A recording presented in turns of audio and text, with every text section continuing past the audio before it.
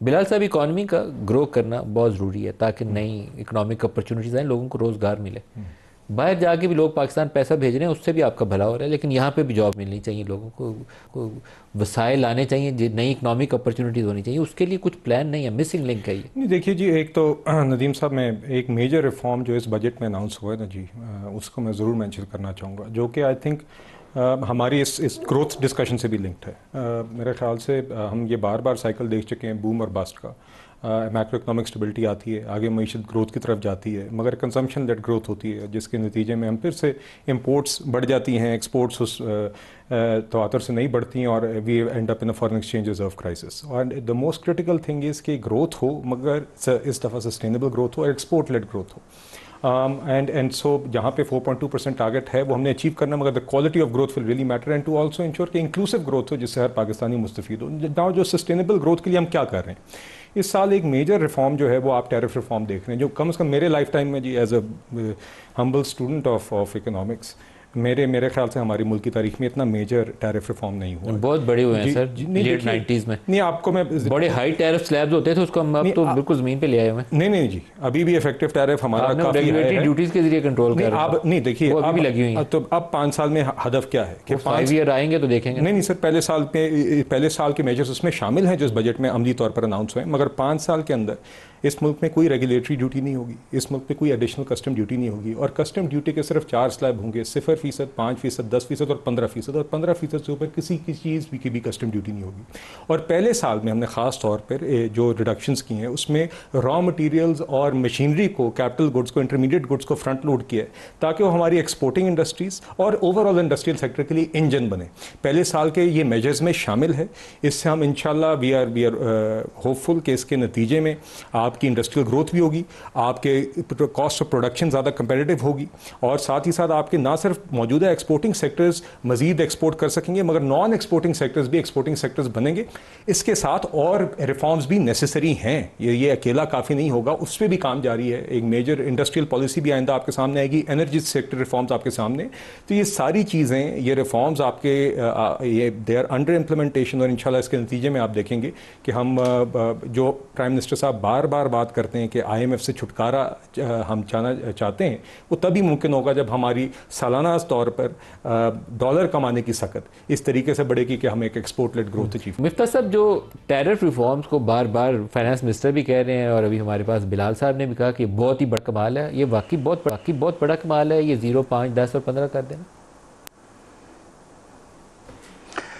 देखिए, 5 साल का प्लान है, और 5 साल के प्लान में जो ज़्यादा टैक्स कम करने हैं या ड्यूटियां कम करनी है वो अगले सालों में है, इस साल इतना नहीं है। और इसी वजह से जिन्होंने कोई 1200 कुछ अरब रुपया जमा किया है कस्टम ड्यूटी में इस साल, मैं नंबर भी देख लेता हूँ, वो कह रहे हैं कि हम अगले साल जो है वो 1500 अरब रुपया जमा करेंगे, 20% ज़्यादा जमा करेंगे। तो दोनों चीज़ें तो एक साथ नहीं हो सकती ना, या तो आपने कस्टम में बहुत छूट दे रखी है, ड्यूटियाँ बहुत कम कर दी, और अगर ड्यूटियाँ कम कर दी तो कस्टम कम हो जाना चाहिए। लेकिन इस वक्त इस साल इन्होंने 1316 अरब रुपए जमा करेंगे, अगले साल 1588 अरब रुपए जमा करेंगे, 20.6% बढ़ा के। तो या कस्टम ड्यूटियाँ कम हो गई हैं तो फिर रेवेन्यू कम हो जाना चाहिए था। तो बेसिकली ये 5 ईयर का प्लान है। इस साल जो है वो काफ़ी टैरिफ लाइन में मामूली ड्यूटियाँ कम की हैं, 1%, 2%। आगे सालों में 5 साल का हुकूमत का वादा है, लेकिन 5 साल का वादा अक्सर ऐसा होता है कि जो दूसरे तीसरे साल जो है वो फिर प्लान चेंज हो जाता है, फिर एक और नया 5 साल का वादा आता है।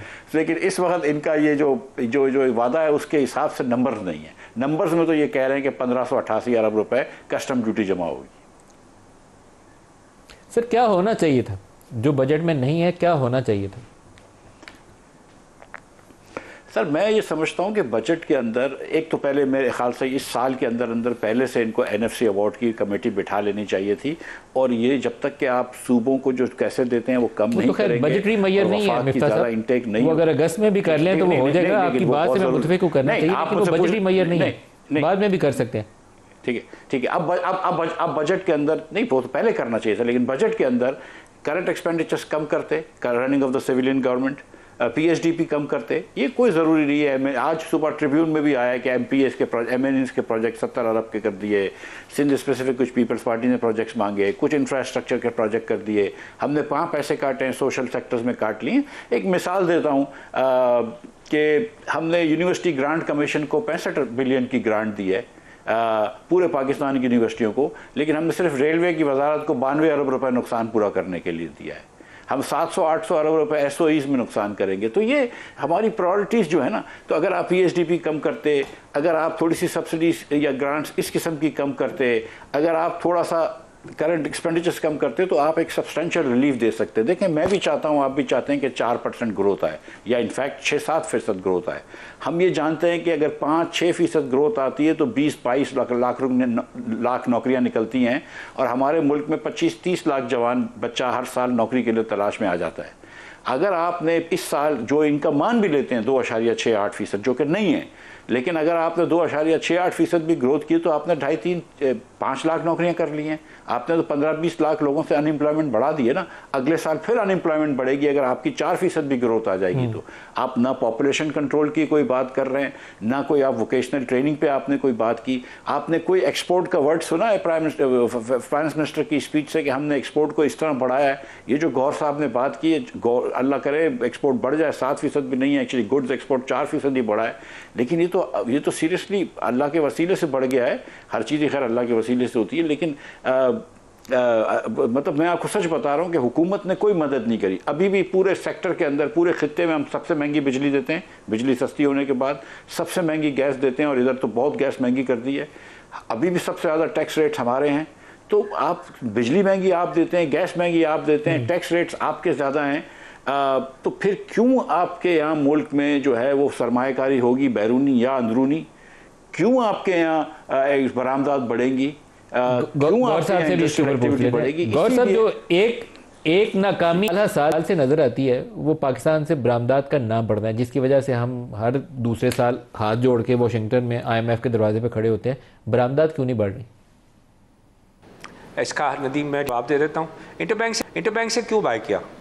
इंटरबैंक में डॉलर्स मौजूद थे, लोगों ने लॉकरों में रखे हुए थे 2022 में, और जब लॉकर्स में डॉलर रखे गए और लोगों ने कहा कि पाकिस्तान में क्या था, एक तरफ फ्लड ऑफ मिसमैनेजमेंट था, नीचे ज़मीन पे सैलाब आया हुआ था मिसमैनेजमेंट, और सर पे क्या था, स्टॉर्म ऑफ नेगेटिविटी, तूफान आया हुआ था नेगेटिविटी का। उसमें लोगों ने $6-7 अरब डॉलर इंटरबैंक की परचेज है।